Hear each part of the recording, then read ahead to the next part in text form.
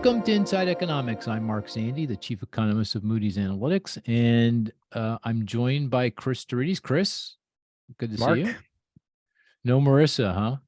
No Marissa today, unfortunately. Yeah, no, unfortunately. Be back soon. Good. So it's me and you solo. Have we? I don't think we've ever had a podcast when it's just me and you. Mano a mano. That's right. That's right. Are you up for this? I'm ready.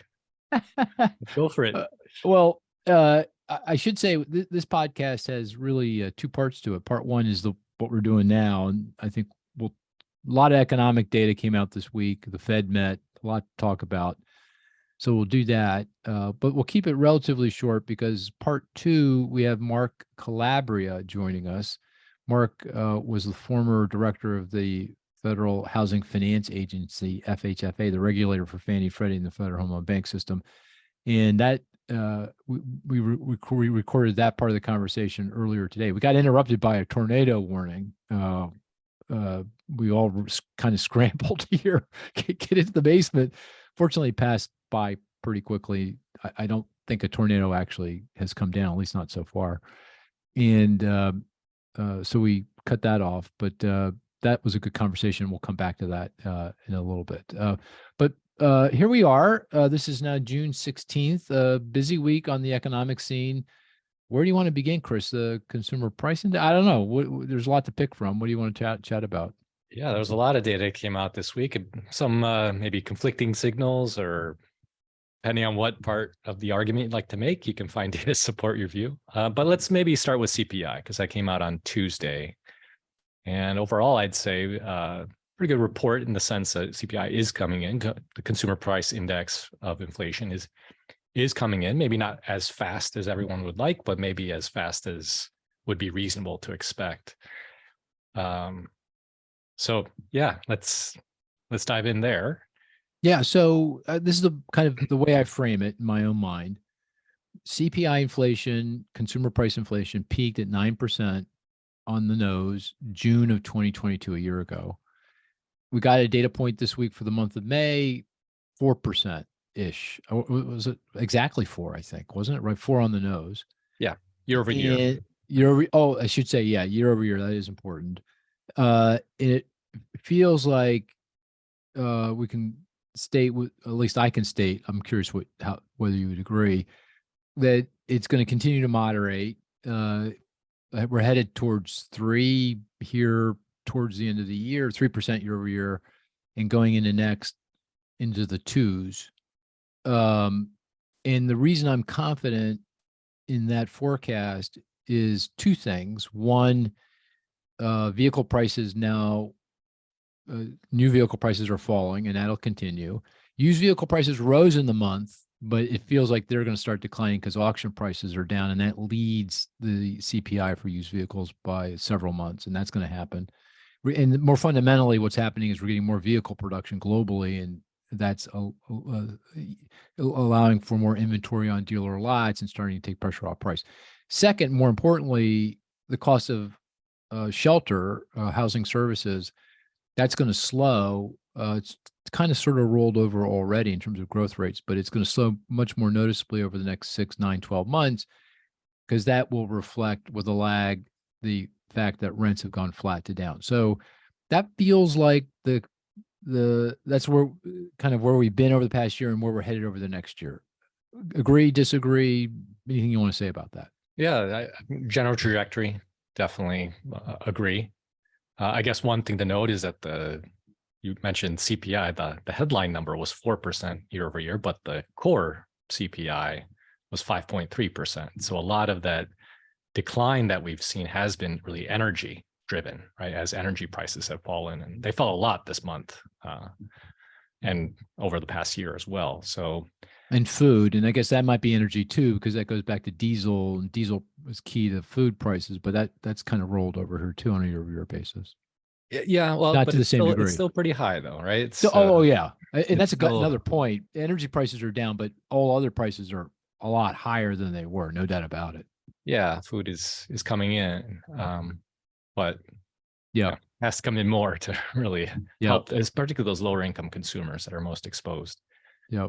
So I don't disagree with the path. I think the real test is the speed, right? Is it going to come in fast enough for the Fed to be satisfied that they can indeed be patient, or is it, if this continues to slowly come in, do they feel like they need to step on the brakes again and slow things down?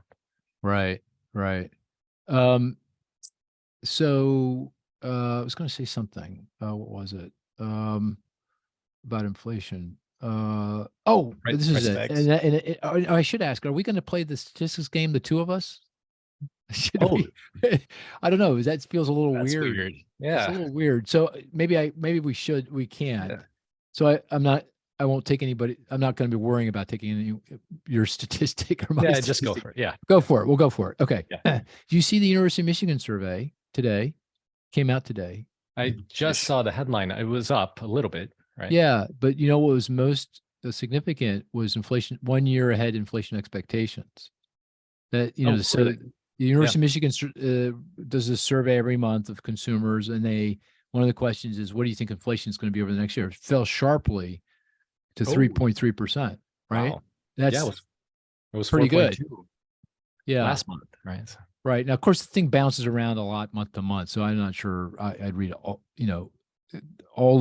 of what that would seem to suggest on face value, but it does seem to say that inflation expectations are coming in, because in fact, the peak was back in early 2022. Inflation expectations 1 year ahead, UMich, was 5.4, 5.5%. So that seems to be moving in the right direction as well. That's a good sign. It is, but is that just gas prices? Right? Absolutely. But that's key. That's key, right? So but that's important to wages, right? Because inflation expectations, consumer inflation expectations, which is what this is, drives in significant part wage demands, because workers say, hey, you got to compensate me for the fact that I got to pay more to commute and pay childcare and everything else. So that feels like another good sign on the inflation front. Yeah. Okay. Yeah, for sure. Again, it's just a question of speed in my mind. Okay. All right. I am going to play a little bit of the game with you. All right. Hint. This is inflation. 2.1%. What is 2.1%? That's got to be stripping out some categories. Maybe if you strip out. Oh, if you strip out shelter. Yeah, very good. All right. No, just shelter. Oh, just shelter. Oh, okay. Just shelter. Okay. Take CPI, strip out the shelter component, right? Yeah. Year over year, we're at 2.1%, 2.1. And that's 2/3 of the CPI index. 1/3 is shelter, 2/3 is everything else. 2/3 is at 2.1%. Right? And we know shelter costs are going to moderate. But again, you're throwing in the energy in there. But drags it down. But I'm just saying. Take that out as well. but I mean, the shelter component we know is headed south, right? The rate of inflation is headed south. It is. And we're 2.1 on the rest of it. So it just feels like inflation's moving more definitively in the right direction here. Yeah, you're right. Core CPI was stubbornly high, but that goes back to vehicle prices and shelter, and that is definitely going to roll over. So I don't know. I look at that. Of course, as you say, you see what you want to see, but I see a pretty positive inflation number. So you take out food and shelter. Yeah. And you're down to 1%, Mark. Oh, okay. So, see what you want to see. You're speaking my language. All right. Okay. So that then brings us up to the Fed and monetary policy. And you want to give folks a sense of, what happened and how you interpret things? Yeah. So they paused, kind of what we expected. So they did not change the Fed funds rate. The dot plots, which are the projections of the members of the FOMC, did change quite a bit. So the expectations have come in a bit in terms of, I guess no. In terms of future hikes, they actually went up, right? The members are expecting probably two hikes additionally. Quarter point needed each. Here. Yep. Quarter point each. Yep. And then, of course, there's the most important part of this is the jawboning, the actual comments of Chairman Powell.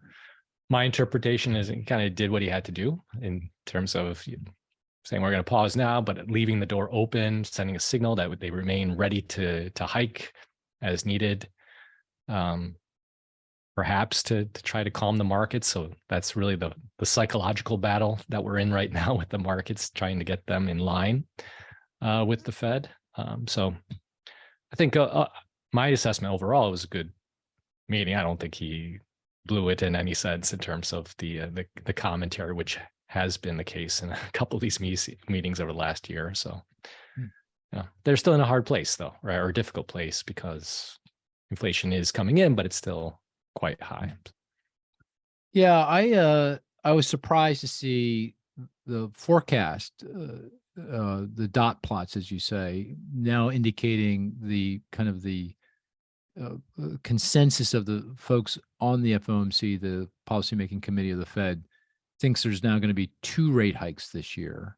So we're on the funds rate target, we're a little over 5. That would suggest we go to 5.5 to 5 3/4.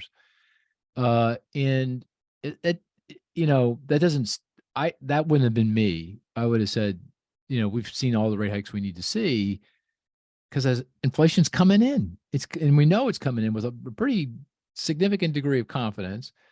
The labor market's easing. Another data point we got this week: 262,000 initial claims for unemployment insurance. That's the second week in a row. 262 is kind of sort of, you don't want to see it go much higher than that, right? I mean, that means layoffs are now, if we're around that, if that's the actual level of UI claims, it's the folks saying, hey, I'm unemployed, help me out and cut me a check. That's pretty close to, where layoffs are, in a reasonably good economy. You don't want any much weaker than that. And job growth, it's been strong, but we just got data based on unemployment insurance records, the so-called QCEW data, quarterly census of employment and wages, which is what the employment data, the survey data that we look at every month, will be so-called benchmarked to, because that's a full count of employment. And that shows weakness. And to me, that indicates we're going to see, and it's hard to draw direct line from that QCEW to what the revisions are ultimately going to be, but it feels like we're going to get some downward revisions in these employment gains. So we're not creating 250, 300,000 jobs a month. We may be creating, 150K or 200K, something like that. So it feels like everything is coming into place with a funds rate target of 5 and 5.25%. And by the way, hey, everybody, I don't know that this banking crisis is over, right? I mean, right. That's the next shoe to fall is on terms of credit quality. We're going to start seeing losses on loans made to commercial real estate, to businesses, to consumers, and that's going to start to put pressure on the banking system as well. And we don't know how that's going to all play out in terms of depositors thinking and deposit runs and so forth and so on. So you add that all up to me. I go, what? Why 2 more rate hikes? That makes just that's not that wouldn't be my forecast. I think it goes to communication. Is that what it is? Do you think that's what it is? It's strategic? I don't know that this is their in their heart of hearts. Yeah. Forecast. They're trying to send a message that they're not waffling here, that they're ready to go if inflation should take it. Maybe these energy, declines that we've seen turn around. Maybe there's another shock here. They're ready to act. I think that's what they're fighting against, because there's this narrative out there that they're going to be weak, they're going to cave, right? They're pausing now, and they'll allow a possibility of a stagflation scenario to develop here. So that's how I interpret it, that the dot plots are really about sending a message. Yeah, you know what? That makes sense to me. And I think markets interpreted it that way too, right? Because the stock market initially fell when they saw the dot plot, and then by the end of the day was back in the green. And then yesterday, Thursday, June 15th, we had 400 or 500 points on the Dow, up, green, lots of green. So it feels like markets are kind of where you are. They don't believe it. Yeah. They don't believe it. They don't believe 2 more rate hikes. Yeah, I think that's right. Yeah. Okay. So you talked about the CMBS. Did you catch you talked about commercial real estate? Yeah. There was the commercial mortgage-backed securities delinquency rate report came out this week, and that showed pretty significant increase, right? So we are already starting to see some of that credit deterioration in the CRE markets. Right? Yeah, CMBS, that's the Moody's data based on the commercial mortgage loans that have been securitized. They track the delinquency rate on those loans in in the securities, the CMBS securities. That was going to be my game. That was your stat? Yeah. So let me turn it on you. What was the delinquency rate in the month? Oh, on all CMBS. Don't, hey, you can't go look at your screen. That's not fair. That's my natural 4.5%. Yeah. Okay. Right there. To the second significant digit, I should have said. 4.51. But actually, that's up meaningfully in the month, but it's still incredibly low. It is. Yeah. I mean, if you go back in the teeth of the pandemic, it was 7.5, 8, and at the teeth of the in the wake of the financial crisis, it was 10%. So still, very, very low. But although that delinquency rate, if you look historically, tends to move pretty fast. When things go south, it goes south fast. That's right. So this could be the opening salvo, if you will. Yeah, and interestingly, and across the board, right? Even apartments got hit. Everything was showing deterioration, right? Industrial held up okay. A little bit better, right? Hotels okay, surprisingly. Okay. Yeah. Self-storage was actually down, I believe. Oh, was it down? Self-storage? Okay. But it was really office and retail that got, and multifamily to some degree that got hit. Yeah. Hit the most, yeah. Right. Okay. All right. So anything else on the economic data that came out the week, or anything else you want to say about the Fed? Here's the other thing about the Fed. Can I say one more thing about the Fed? Yeah. I asked you the question, but I'm going to answer it. And I think I've mentioned this before in the podcast, but I just want to say it again and get your thinking. Going back to what the Fed's going to do here, my sense is that once inflation's at 3 and clearly going to cross the line into the 2s, that the Fed's going to relax considerably, because in the heart of hearts, if you ask them, what is the appropriate target for inflation, it's not the 2% official number that they have. That was set many moons ago in a different kind of an economy. It's more like 3, because if you're at 2 and you get into a scrape or a recession, you get to the zero lower bound on the funds rate very quickly, and then you start QEing, and that's not very effective, and no one likes doing that anyway. So, we get to 3, why, sacrifice the economy to the altar of 2 when you don't really even believe it? And then the other thing is, you got an election coming, which, does the Fed really want to play a role in deciding who's going to be president of the United States? Which presumably, if they push the economy into recession anytime now going forward, particularly as you move into 2024, that's going to have some really significant political implications. So what do you think of those arguments in terms of what it means for monetary policy? Well, I think we've noted before, they cannot possibly say 3 is the new 2. No, yeah. What they can do, and what they've already, in some sense, committed to, is say it's a 2% average, right, over the cycle. And before the pandemic, we were below 2, right? We were struggling to get a 2% inflation rate. So that gives you a little bit of cover to say, 2.5 is fine, right? Because we're averaging out over time here. So I'd agree that if they see things coming down, if we're on the glide path towards lower inflation, then they're not going to risk or have that motivation to hike more aggressively just to get us down to 2% even faster. I'm not sure, though, that they've abandoned 2% as the ultimate goal. Yeah, that's so ingrained now that I think it's. But they come more relaxed about it. I mean, do we have to actually get there by mid 2024? I mean, no, I don't think so. I don't think so. But again, it's the path, right? If we're heading at 3 and if we're at 3 and we're gingerly getting down there, we go 2.9, 2.8, right? It's very slow. I think they're satisfied with that. Do you think they actually cut in that? No. I think the bar for cutting okay. is high. I think the bar is high. I mean, they do need to get inflation. And I think you're right. They don't want to give up on that target. And they do have some flexibility given the new framework they adopted a couple of years ago.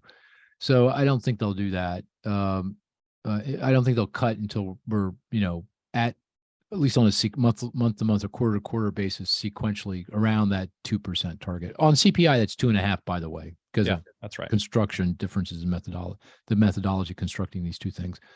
the 2% is the core consumer expenditure inflator, which is has different weights and everything compared to the CPI. Yeah. What So if I we're don't at 3% inflation, but 4.5% unemployment? Yeah, because 4.5% unemployment would suggest that we're probably in recession, right? Yeah. I So where mean, we then they would start cutting, then probably. would start. I would right. think. Yeah. All I right. don't know. It's a So it close sounds like, call. Yeah. yeah. I It mean, sounds because like if your it's bias now is that they're focusing, they're going to shift gears here and start worrying more about the full employment mandate as a well, guiding principle uh, with inflation kind of coming, if it goes to script, right? yeah. I mean, if But we're sub 3 and it feels like we're going to 2, and then you've got it, you're losing jobs and unemployment starting to rise. I say, okay, they start cutting at that okay. point. But in my baseline, no recession, unemployment kind of meanders higher, kind of goes to 4-ish, something like that. No, I don't think they cut until we're at, within spitting distance of 2.5 on the CPI.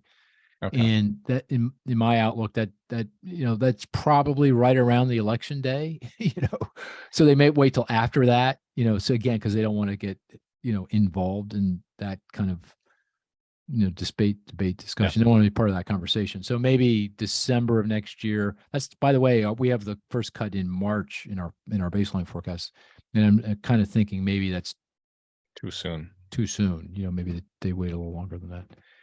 Okay, let's end this part of the conversation again with recession probability. So, what's the probability of recession in your mind for it starting at some point in the next year, between now, June of 2023 through June of 2024?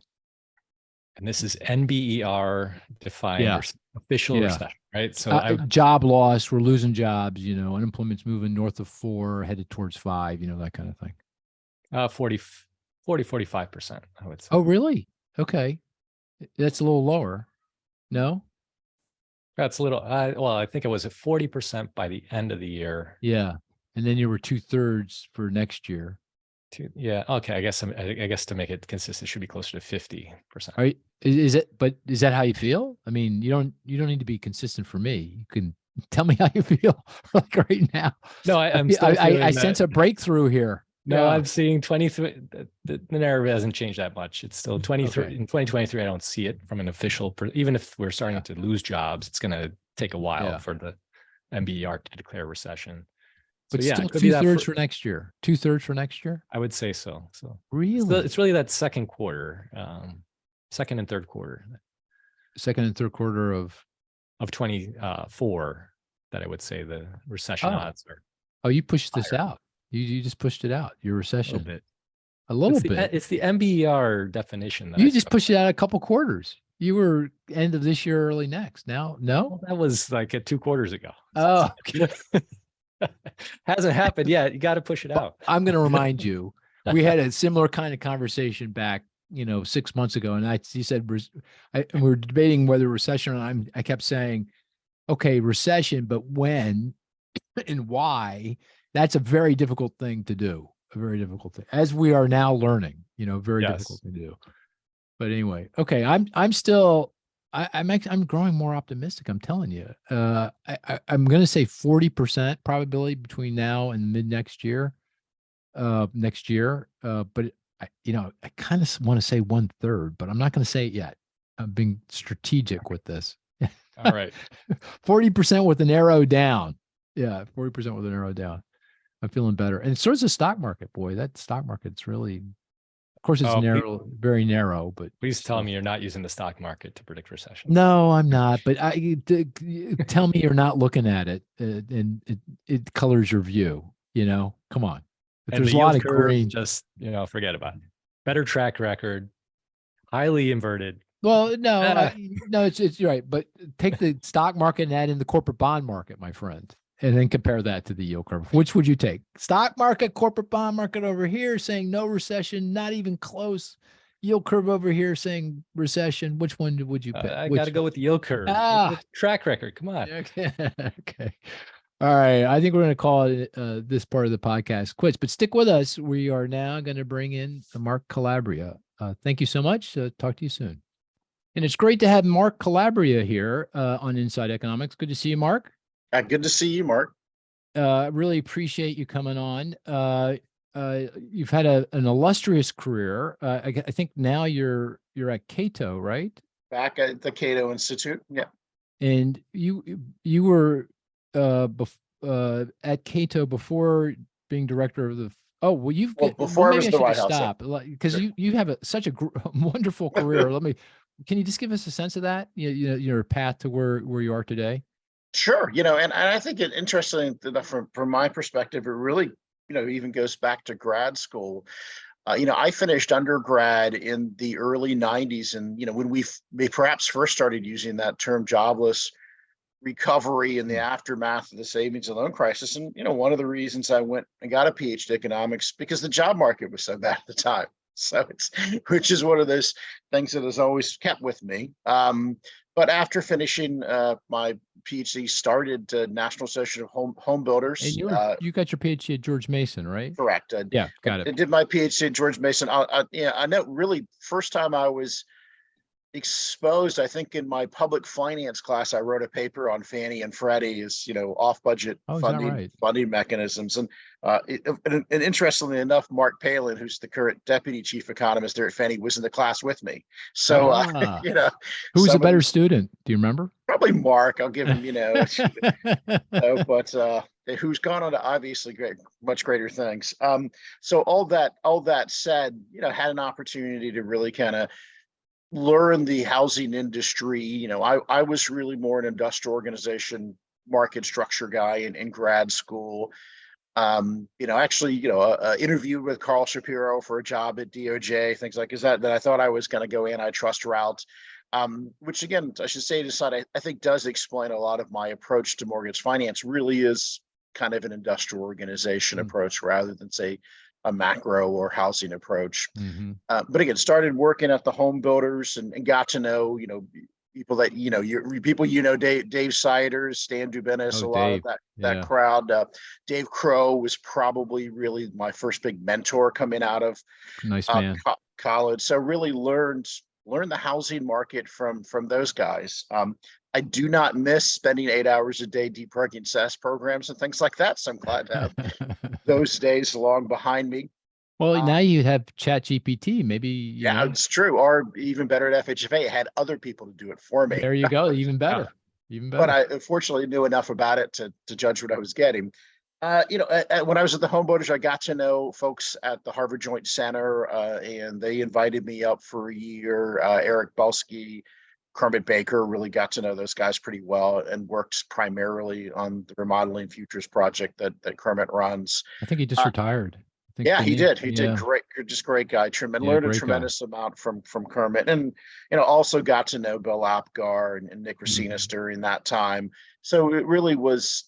And interesting enough, when I was at the Joint Center was when Nick and Bill switched jobs at FHA, and it really was one of the first times I ever thought about potentially public service for myself. Just seeing their involvement in government during the Clinton years.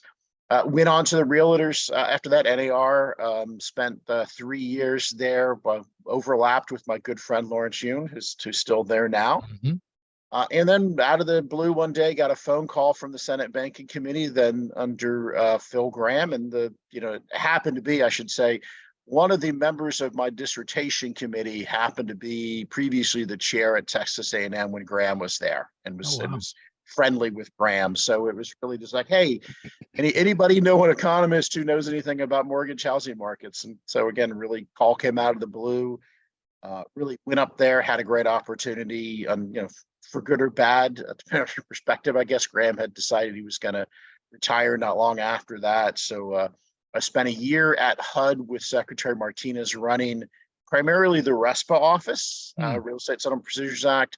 I also ran the manufactured housing program, was the one who created the consensus committee there. If anybody wants to know more about manufactured housing than I ever wanted to.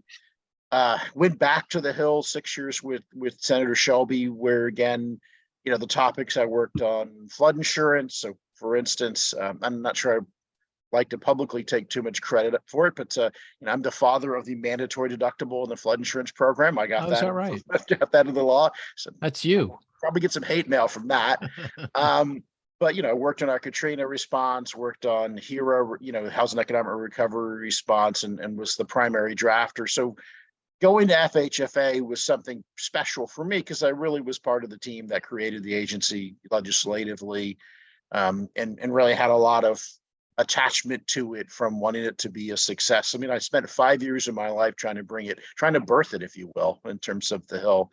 And then after, I was a bit worn out after 2008 in the process, and we'd really started, the Capitol Hill started to really get far more partisan, and so quite frankly, I was just done with it. I was like, could not go in anymore and deal with it. So I had an opportunity, friends I knew at the Cato Institute, spent several years there, helped set up their Center for Financial Monetary Alternatives, helped recruit my friend George Selgin to help us do monetary. Really tried to put Cato, on the map in terms of financial reg and monetary. And then out of the blue, I think first week of December 2016, a friend of mine calls me and asks me if I'm interested in being Mike Pence's chief economist. And, wow. I had known Pence a little bit, but not well. So spent 2 years at the White House. 80% of my time was taxes and trade. So worked on Tax Cut Jobs Act. I worked on USMCA. I worked on our Japan economic dialogue. I have some small responsibility in getting the Japanese to buy more Idaho potatoes. So there you go. I got your contribution to trade policy. And then again, financial services, manufacturing, everything across the board. I would describe the job as 80% the role of NEC for the vice president and maybe 20% CEA. I mean, we didn't do a separate forecast, but we really were policy making, and it was great. My good friend Kevin Hassett and the team, they provided tons of support for anything we ever wanted to do. Because he's had a CEA at the time, right? He was Kevin was the chair at the time, and really let me know that the staff would do any work I needed. And it really was a great resource, and they were a great team for me to work with. And so, as you know, at that time, FHFA was an independent regulator. So you had former North Carolina Congressman Mel Watt was still the director for 2 years in. I talk a little bit in the book about the process that got me there. And there were actually a number of other candidates for the job in addition to myself. I think simply because many people got to know me and the vice president felt strongly about my nomination, coupled with again, having worked on creating the agency, was that I came out of the process and feel very lucky to have had the vice president and of course Senator Shelby's and other support, and confirmed by the Senate in April 2019. Almost 2.5 years at FHFA. Reminder, just about 11 months there before COVID hit, which sort of took over much of the agenda, which is probably true for many of us. Well, we're going to talk about that because the book you just mentioned, Shelter in the Storm, is about your experience as FHFA director during that period of time, and a lot to cover there. Very amazing career, actually. Of course, I've been following you for a long time and admired your career. I didn't realize, I didn't know you were at NHB, the home builders, or at Realtors, and quite a career. I met Vice President Pence a couple times. At one time, very nice man. He's a super nice guy. Yeah, I was at an AEI, that's another think tank function, and he was there speaking, and we were kind of both off in a different part of the resort area, and he just saw me, and I was of course a little reticent to go up to shake his hand, but he came over and he spent like 15-20 minutes with me. It was amazing. He really, whatever one may think about his politics, he's just a super nice guy. Super nice. Yeah. Down to earth. He's actually got a sense of humor. Well, that didn't come through when I was talking to him. I'm kidding. No, I know. Well, I don't often think it comes through. Like, I say it because I think it's perhaps a surprise to some people. That he actually is pretty engaging in person. I was lucky. I had an opportunity to travel a lot with him. I went to Asia with him in 2017, as part of our Japan dialogue, and got to do cool things. I went to the DMZ with him, so you get to do fun foreign policy aspects of it. But we did a tremendous amount of travel for tax reform listening sessions and other things. So I got to spend a lot of time with him, and he truly, my opinion, just super decent guy, super friendly guy. And I should say, as an aside, because you and I share this, he and Karen and the rest of the family, huge pet people. Love their animals, cats, dogs, bunnies, snakes. They got it all. Oh, really? Snakes? The son had a boa. I think his son has a boa constrictor still. So they probably have to keep that separated from the other pets. Yeah. I'm a dog guy, but I don't know about the snake thing. I don't know. My wife would lose her mind if there was a snake. I'm the same here. Yeah.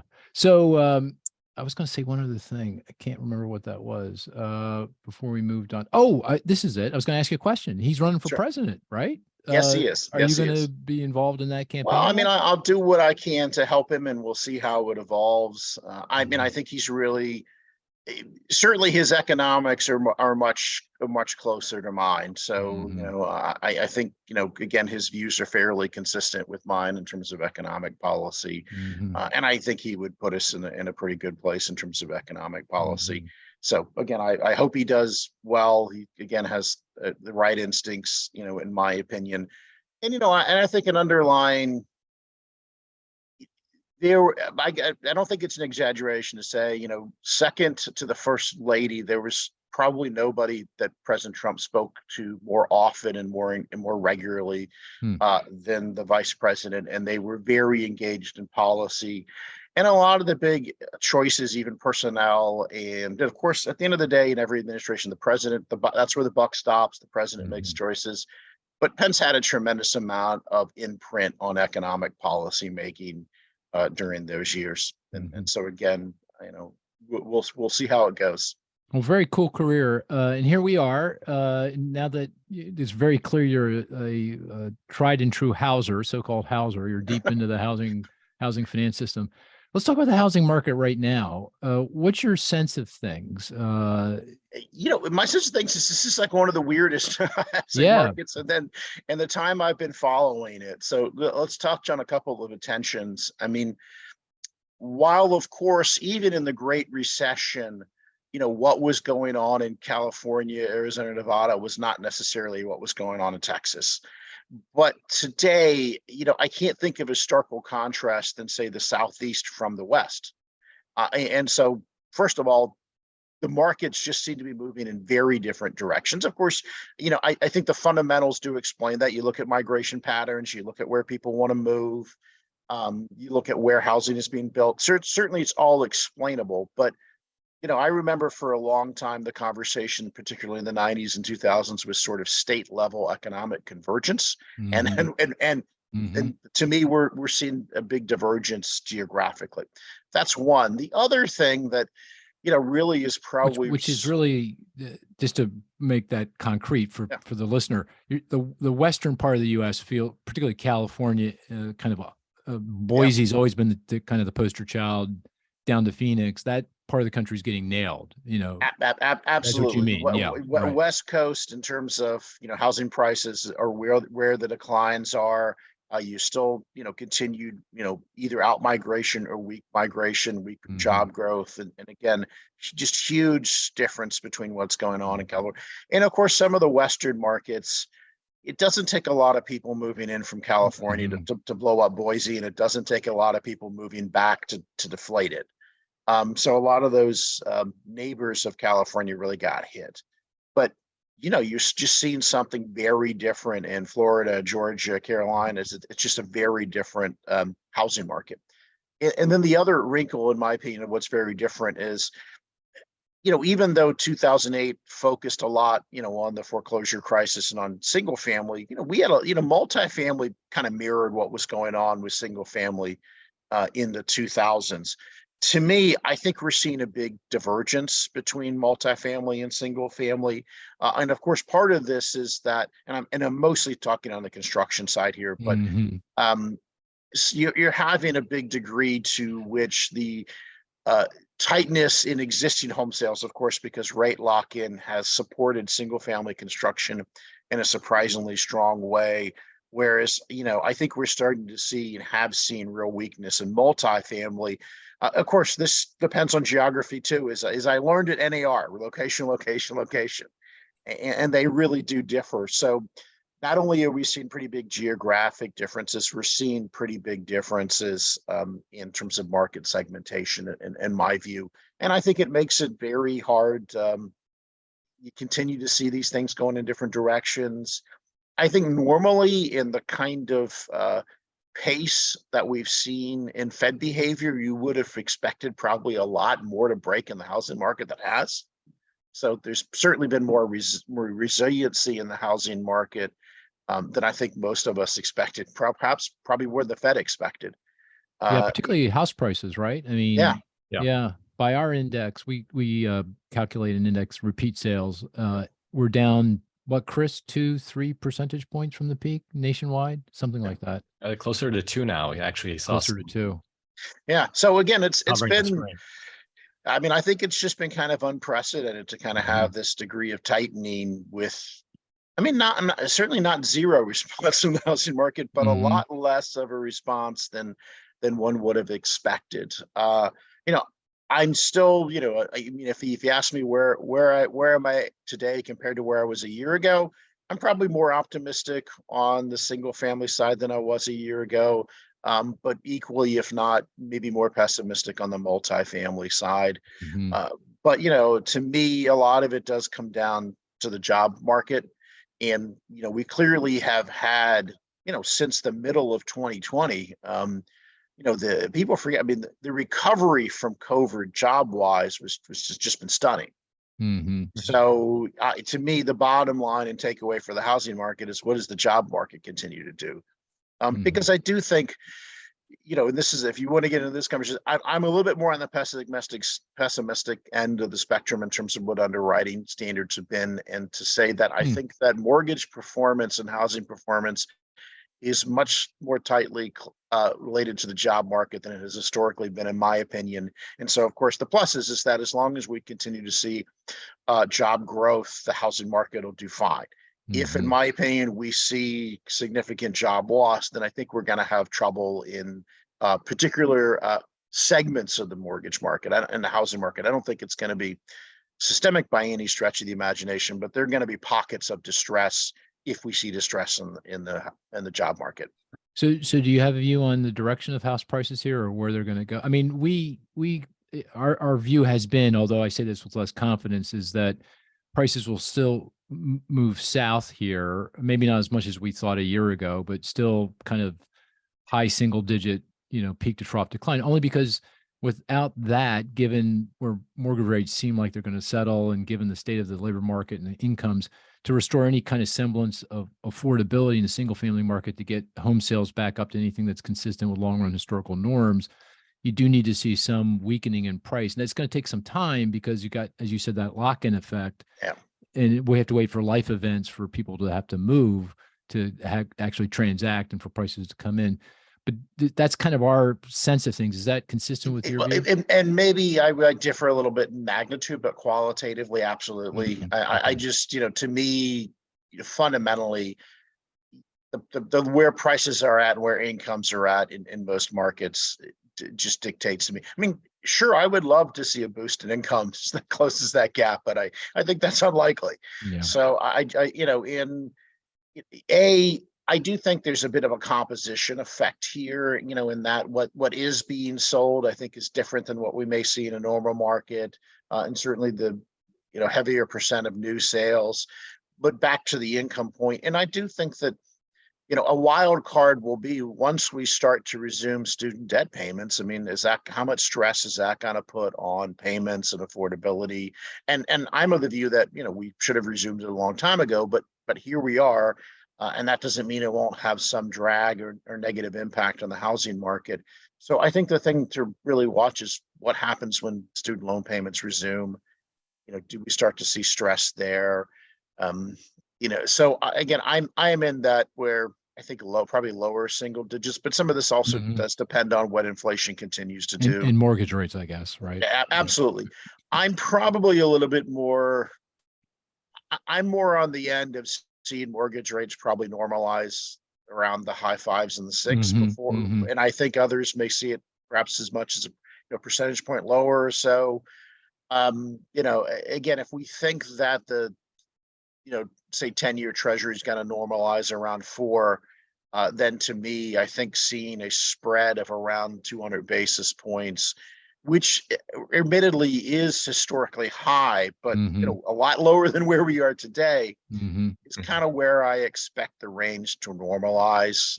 So I think if we can get to a point where both potential home buyers and mortgage investors accept that we're not going back to 4% mortgages, certainly not 3%, I think you'll see the market kind of pick up. So the way I, my finance guy aspect is say, I think there's just a really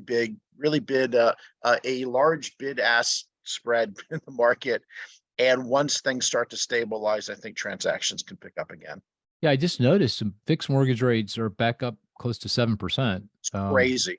Yeah. Some of it, a large chunk of it, in my opinion, is just the prepayment risk. I mean, and problem to some degree is, if a lot of mortgage investors think they're going to make a 7% mortgage and it's kind of, they're going to get paid back 4% money in 2 years. Yeah. I think if we can get to a point where it stabilizes, say around 6, and everybody starts to consensus gets around that, then I think the prepayment problem is lessened in a great degree. Yeah. Yeah. Okay. Yeah. My sense is that if you're close to 7, then we'll get price declines. If you're closer to 6, then maybe things stabilize. That's kind of sort of how it feels, feels out there. Amazing how sensitive I guess makes sense with how high house prices are. You mix in even a point on a mortgage rate. Makes a huge difference. That's a big difference. That makes a big difference.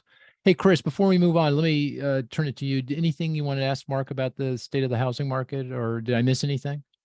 No, I think you got it right. I think we're not too far apart in terms of the, sounds like we're pretty similar. Oh, I did want to ask Mark, you kind of alluded to this in quick passing, underwriting. Sure. And just as a preface, as for sake of disclosure, I'm on the board of directors of MGIC, a mortgage insurer, and I'm in the head of the risk committee. So I look at credit quality pretty carefully, but you seem to suggest that so let me parse that out really quickly where I think I may be, an outlier. I mean, first of all, I do get a little frustrated when people point to medians or averages, because even in 2008, the median loan did fine. So Great I'm point. Not, the median's got to do fine next time. Great so, point. And of course we don't all share the same pool of equity. So, and of course the overall system was never negative equity, even 2008. So I feel like I recognize sometimes you point to the data you have. So, and I would actually say one of the really biggest surprises to me when I took over at FHFA was how large of the portfolio for Fannie and Freddie is rock solid. So, there's a big chunk of it that will perform in almost any circumstance. But there's also, in my opinion, probably a 5 to 10% tail risk. Most of that tail risk, in my opinion, is actually not in Fannie and Freddie, it's in FHA.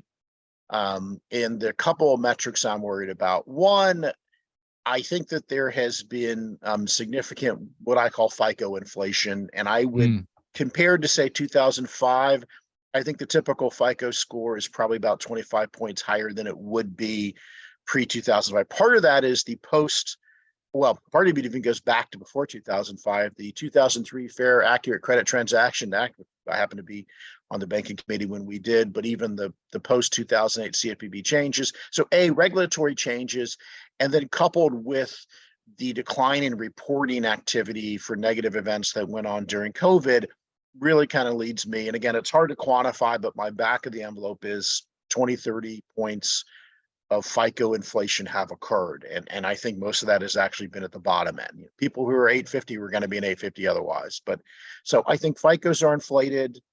I do worry that DTIs are very high in debt to income. And, what we saw internally was the number one predictor of who took COVID forbearance in the Fannie and Freddie book was debt to income. And so I do worry that if you get job loss, this is why I go back to my point, a lot of this rides on the job market.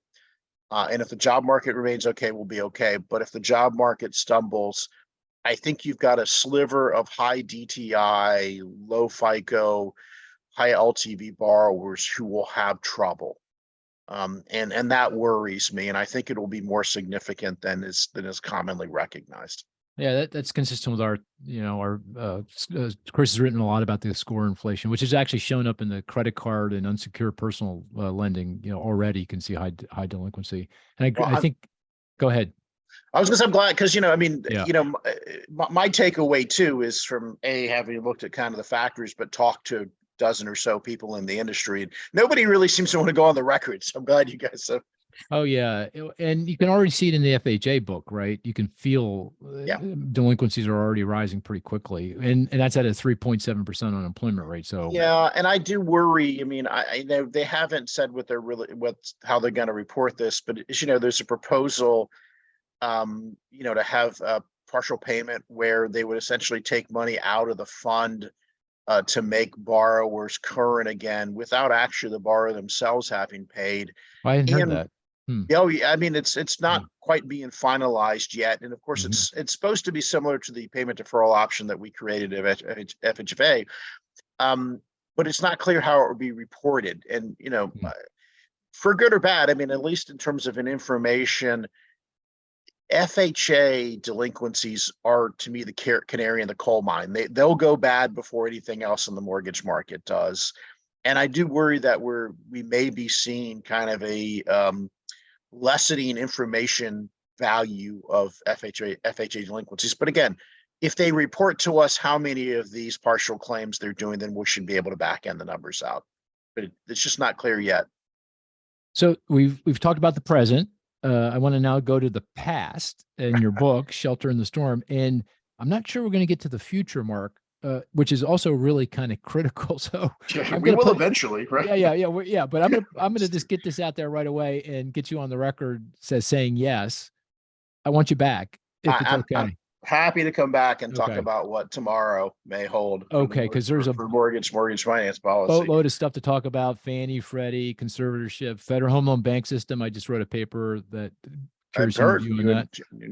Jim Parrott, at Urban. But let's talk about the past and the COVID experience and in the book you wrote. And let me say, I as I told you before we signed on, I thought the book was very well written and enjoyed it very much. I did notice my name. I was mentioned once in the book, and I felt pretty good about the forecast. I still do, but that's okay. Yeah. That's beside the point. We don't have to talk about that. Yeah, but I think I'm not sure exactly where you'd want to begin, but I thought and you said that the book is to some degree addressing some of your pet peeves around what happened during that period.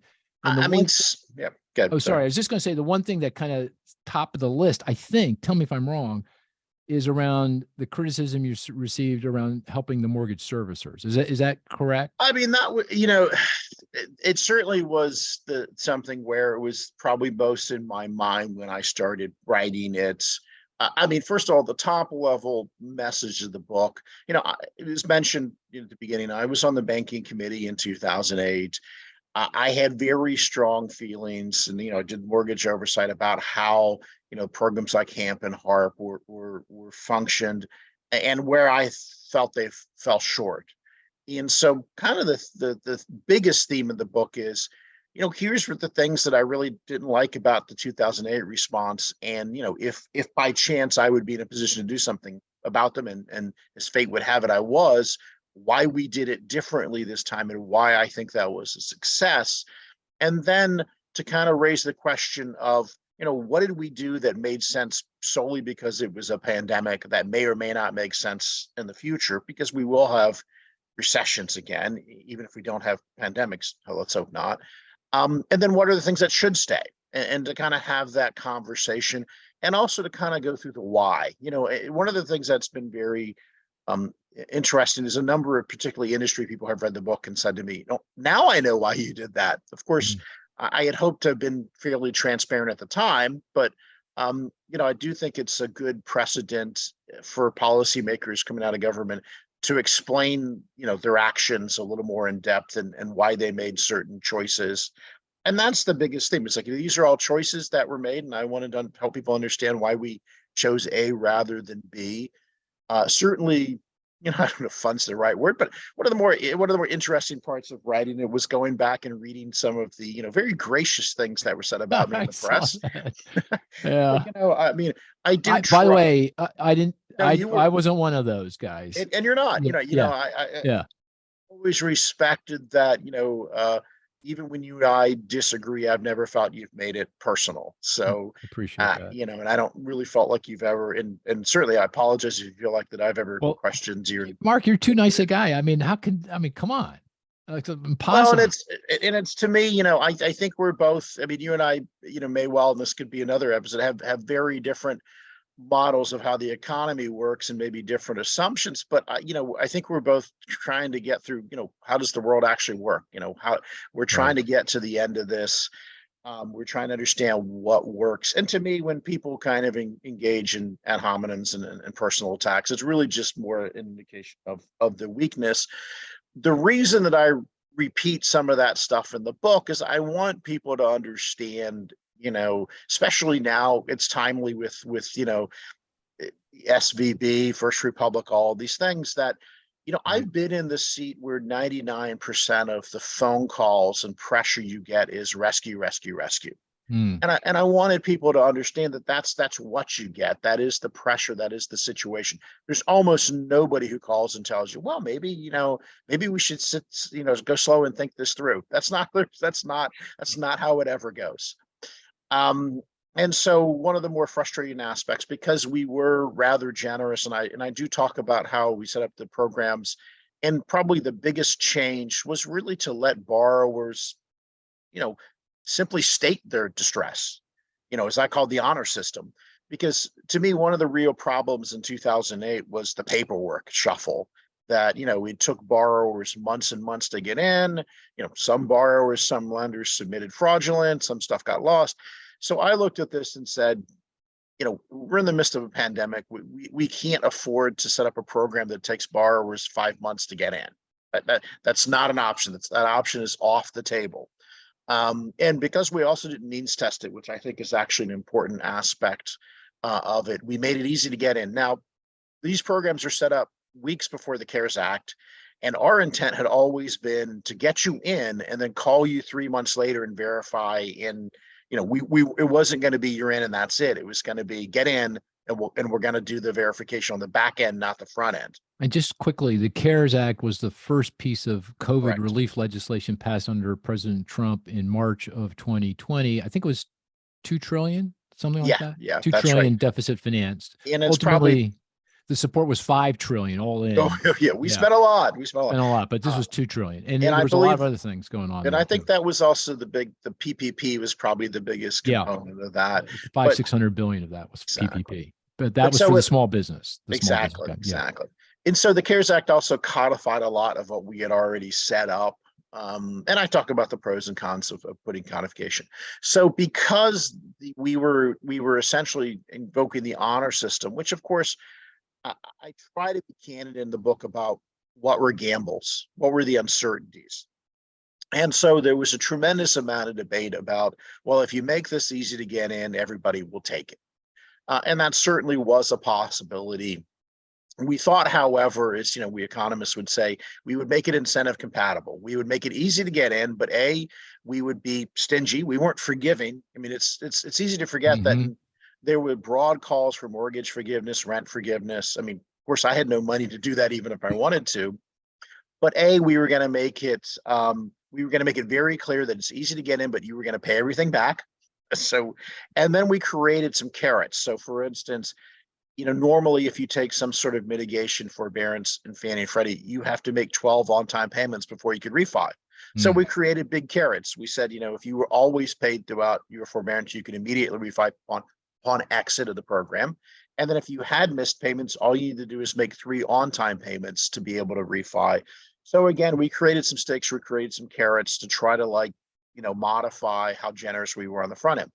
But because of the generosity on the front end, there was a lot of concern that, the mortgage servicing community, so just the non-banks, I guess I should emphasize, would come under stress and fail. Can I stop you just very quickly, Sure. just to bring the listener up to speed? So the mortgage market currently I think 75–80% of all mortgage loans that are being originated, and that, I think it was roughly the same back in the pandemic, are made by so-called non-banks. These aren't your traditional bank. These are independent mortgage bankers. And these institutions are generally smaller. There's some big guys, but there's a lot of smaller ones. And the concern was at the time that because of the foreclosure mitigation efforts, these servicers that are servicing the loans, these mortgage banks, had to continue to provide a payment to the investor. So they were shelling out cash, but they weren't getting mortgage payments from the borrower. Therefore, they're stuck in a hard place. And therefore, now I'll turn it back to you. Yeah. And much of the concern, I should say, the book kind of walks through, quickly how we got to this. And again, a point to emphasis, we have a very, very different mortgage market today at 2020 than we did pre-2008. Yeah. And while some of these non-banks are large in terms of volume, they all tend to be rather small in terms of balance sheet. And so the real question was, their cash, because again, there are a significant number of depositories who do servicing, but as we remember, massive amount of inflows and deposits. There weren't the same sort of liquidity concerns. They had a balance sheet, so it really was kind of limited. And so, to me, if I can kind of put this into three variables that I think some were known, some were not known, or at least some were known to us and not known to the rest of the public. So, whether there's got to be stress. And of course, the question of whether stress would be systemic or would be a small number of institutions. First of all, was what are actual take-up rates going to be? And we had put together, and I'll say as an aside, perhaps one of the most shocking things to me about FHFA when I started in April 2019 was there was no forecast function. There was no housing price forecast function, no housing market, no macro forecast function. And so I hired Lynn Fisher. They got that from us, Mark. Just well, they got it from Fannie and Freddie, who might have got it from you, but right. And again, I'm joking. The view is not that you don't look at what other parties say, but you also have your own internal view. So I had hired Lynn Fisher to set that up, and we were fortunate that new division of research statistics opened its doors in January 2020.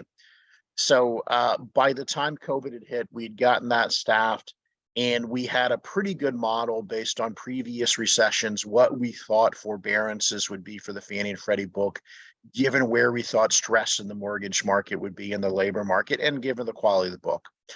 And in my opinion, it turned out to be quite accurate.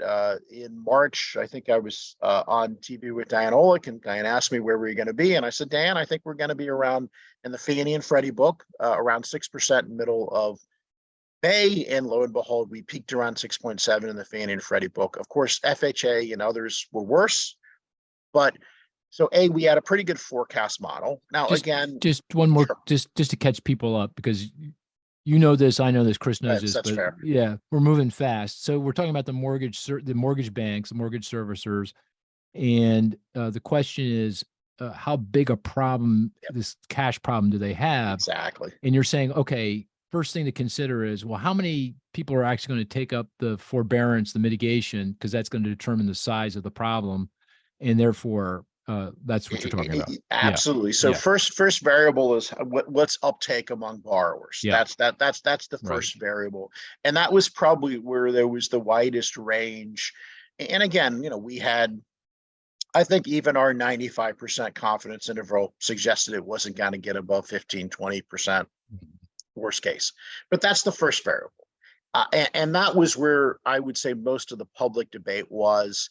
The next two variables, there was less public debate, largely because we had information that others did not. And so second variable is who actually bears the burden. And so, for instance, I mentioned earlier, there are a significant number of depositories that are servicers, but I think less recognized is that about 40% of the servicing responsibilities for the Fannie and Freddie book rest with Fannie and Freddie. So, for instance, and if you go to the cash window and sell a loan, Fannie and Freddie take over the advance responsibilities.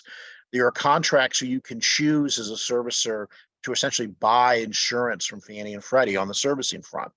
So all this said, only about a fourth of Fannie and Freddie servicing advances were the burden of non-banks. Mm. So, a lot of people would scope out, here's the market, here's how bad it could get. Mm. And of course, pre-COVID, Fannie and Freddie limited non-bank servicers to 4 months obligation. We were in the process of aligning that. So the second variable is how much how much of A, the take up, is the responsibility of B, the non-banks. Mm. And we started sharing that information, and it's understandable. Probably one of the hardest things I had to go back and forth describing the book was exactly how remittance schedules work for service. I read that. I thought it was well written. Well, yeah. Thank you, because I didn't, it's not necessarily the most transparent issue, and it really was an extremely important part of the issue. And then the last variable is how much resources do the non-banks have. And so we had, at the time COVID hit, I think there were 346 non-bank servicers that Fannie and Freddie did business with.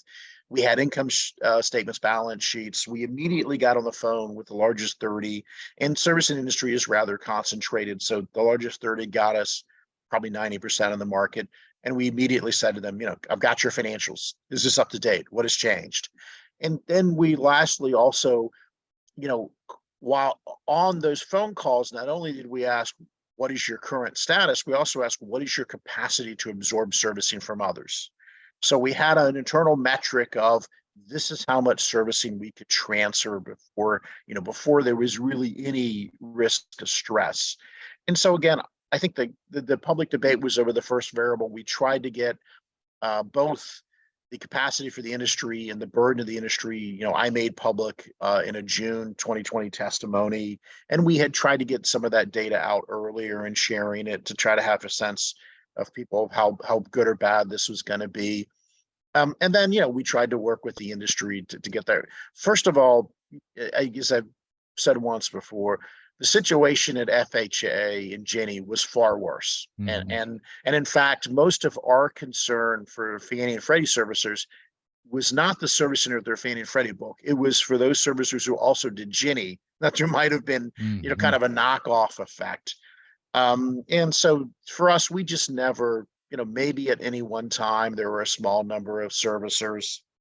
And while I don't name names, you can probably do a little Googling if you get the descriptions of the book. There were 2 large servicers who had private equity parents. And I'm actually not in the, current vogue of being anti-private equity by and large. I think it serves a useful function, even if it's got some flaws. But there were these 2 private equity owners of these 2 servicers had taken out literally billions out of these companies in 2019. And of course, investors take money out of companies. There's nothing necessarily nefarious about that. But when these companies had come to us and wanted Fannie and Freddie to provide them funding, we reminded them, you guys just took a lot of money out of these companies. Mm. And if you get into trouble, we'll transfer the service to someone else. So if you would like to maintain the value of those platforms, you might want to put money back in. And then once they figured out that we were serious, they put money back in. Mm-hmm. And those platforms are around today, performing value. And a theme of the book really is this kind of, argument and debate about, what should be the threshold of response to mm-hmm. providing assistance. And, not to sound like a lawyer, but, my approach is it's a rebuttable presumption against assistance from where I sit, but it can be rebutted. You can provide enough data and evidence. And we were very clear throughout that time that show us the data you're looking at. Tell us what you see that suggests this is necessary, which is very different than I think kind of the conventional view of, when in doubt, bail it out. And that's a really important broader point you try to tease out. You're saying, hey, look, generally when we get into a crisis, the immediate reaction is for government to come in and backstop. And of course, at times that's absolutely essential.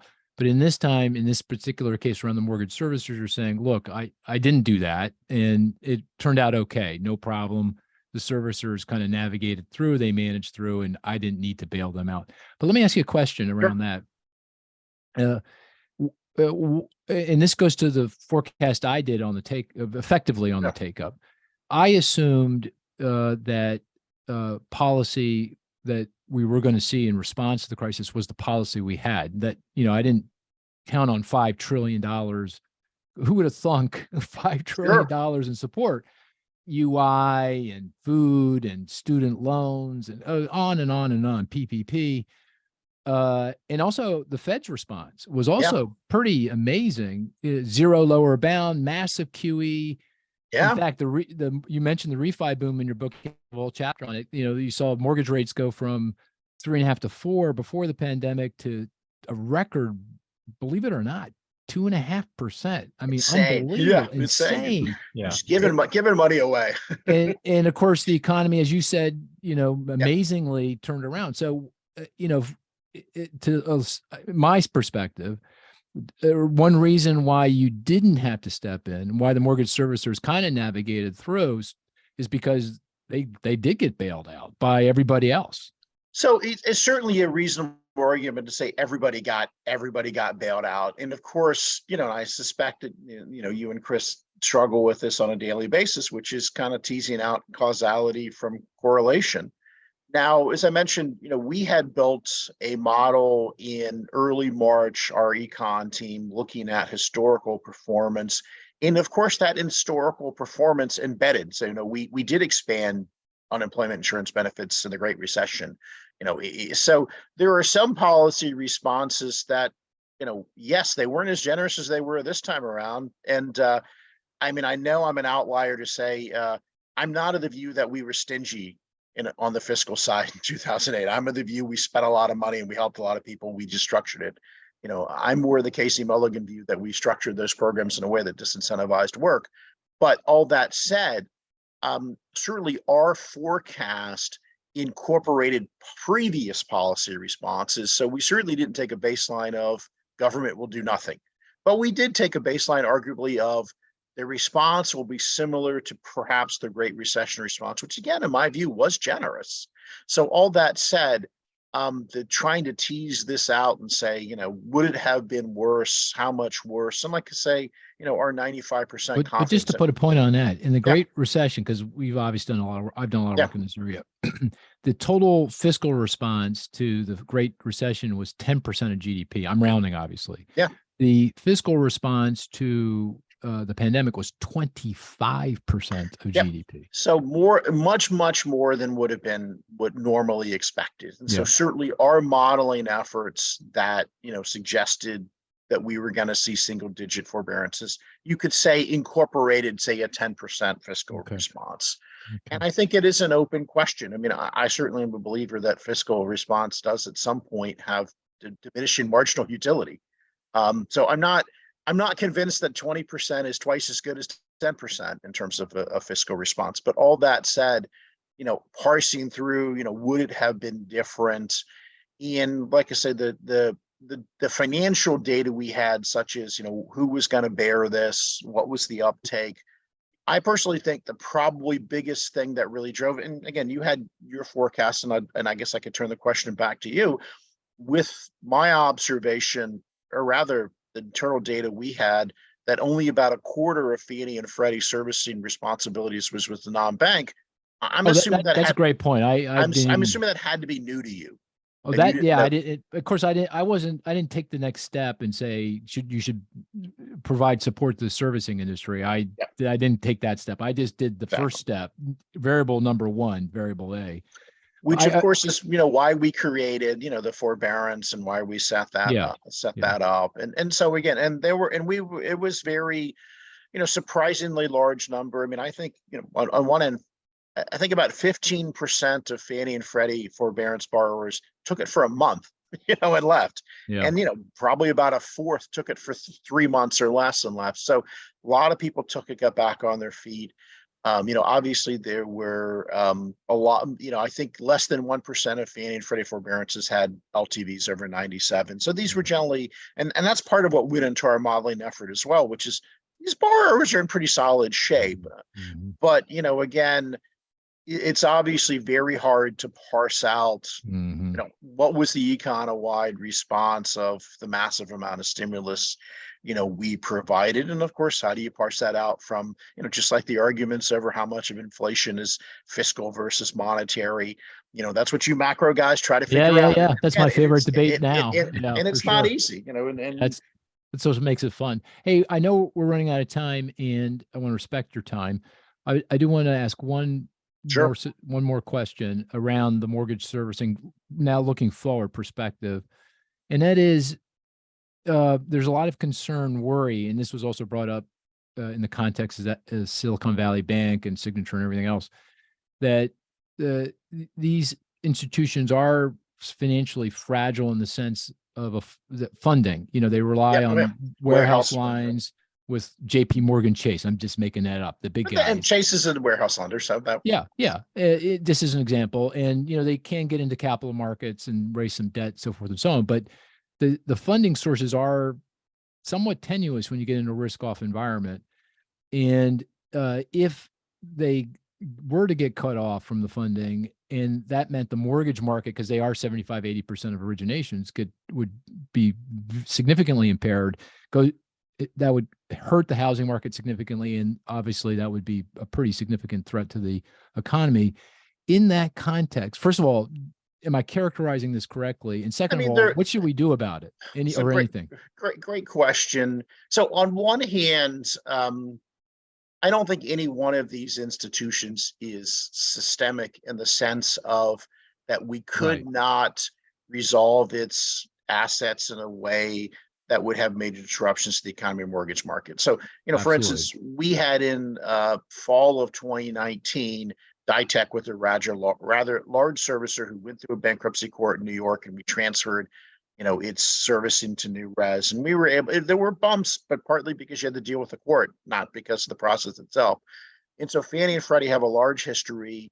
You know, there's even the ability, we can take a failed, or Fannie and Freddie rather, I should stop saying we, Fannie and Freddie can take a failed large servicer, essentially cram down the balance sheet, turn it into a sub-servicer without firing any of the employees. So you can take all the people that are there and just redo the financial side of the company, where of course the current owners are out, but you've got all the same infrastructure. So, and these are things we walk through and that we stress test. So all that said, and you know, you don't really want a world. But that's not the scenario, right? The scenario isn't one guy or five guys. Yep. It's like 50 guys, 500 guys get cut off all at once because we're risk off, you know, big time risk off. What happens? It certainly is a concern. And again, one of the things we did see was that the bank regulators, particularly the OCC, were very, very hostile to any extensions of further lines of credit during COVID to the non-banks. I mean, and this is what we saw in 2008. And quite frankly, every crisis, you will see regulators kind of circle the wagon of the institutions they regulate. Like, your problems are your problems. My problems are my problems. That's how it will work every time. And we're naive if we pretend otherwise. And so, yes, the fact that many of these institutions are extremely reliant on warehouse lines of credits from depositories that can get yanked or not get extended, you know, is a real fragility. And part of the reason I wanted to write, I thought it was important to write the book, is there are really numerous weak parts in our mortgage finance system that we should be concerned about. Now, of course, you know, I think we should go back to more of an originate and hold depository model. Not that there's not problems there. Another podcast, Mark. Yeah. I mean, it's always a matter of picking the least bad option when it comes to the mortgage finance system. So I share the concern. You know, I would rather see us try to find a way to get depositories back into this business. And I talk a lot about the non-banks and the fragilities in that sector in the book, and it is really worrying to me. You know, again, I don't think the approach should be we bail them all out. I think, you know, because this is what frustrates me with the kind of, you know, when in doubt, bail it out. I think you and I both agree that there's some degree of moral hazard created, which results in perhaps greater leverage. And of course, we always say in Washington, well, we'll come in and we'll put regs in on the back end and we'll fix all that. Well, that rarely ever happens in an effective manner, as proven by SVB and other institutions. So to me, you know, I take moral hazard very seriously. I am extremely skeptical, having been inside the regulatory process, at our actual on the ground ability to control it. And so I worry that, you know, one path we could have gone down would have been to provide 13.3 Fed assistance to the non-banks, and then created some big regulatory infrastructure around non-banks. And I think it would have left the system actually more vulnerable in the long run, not better. And it would have left us with federal ownership, of this issue. And of course, it would have been better for those non-banks. But the solution to having regulated depositories out of the mortgage market is not to regulate everybody else out of the mortgage market. The solution is to come up with a better mortgage finance system. And so let's leave it. We could leave it there and say, a big takeaway from the book is we have a lot of problems in our mortgage finance system. To some regard, whether it is, you've mentioned, large amounts of assistance that were provided by COVID that allowed us to dodge some bullets. There's a lot that needs to be fixed and a lot that needs to be done. It's certainly a big takeaway from the book. Yeah, it was a great book. I recommend it to everybody, and definitely want to have you back to talk about the future of Fannie and Freddie and the Federal Home Loan Bank system. I will say I just got a notice, no joke. It says a tornado is coming and we should go in the basement. I'm not kidding. I don't doubt it. I don't doubt it. So confirm that. So. You got it too? That's Yes. that's that buzz you just heard. Yeah. Maybe we should go to the basement. Yeah. Let's do some risk management here. Let's do some risk management. Yeah, there's no question about this. So Mark, we're gonna, I think it ended here. Yeah. Thanks so much for spending time with us and explaining that. And again, I recommend the book to everyone out there. Shelter in the Storm, from the Storm, I should say. Shelter from the Storm. Great title. And I'll talk to you soon. Thanks. Be well. Be safe. Take care.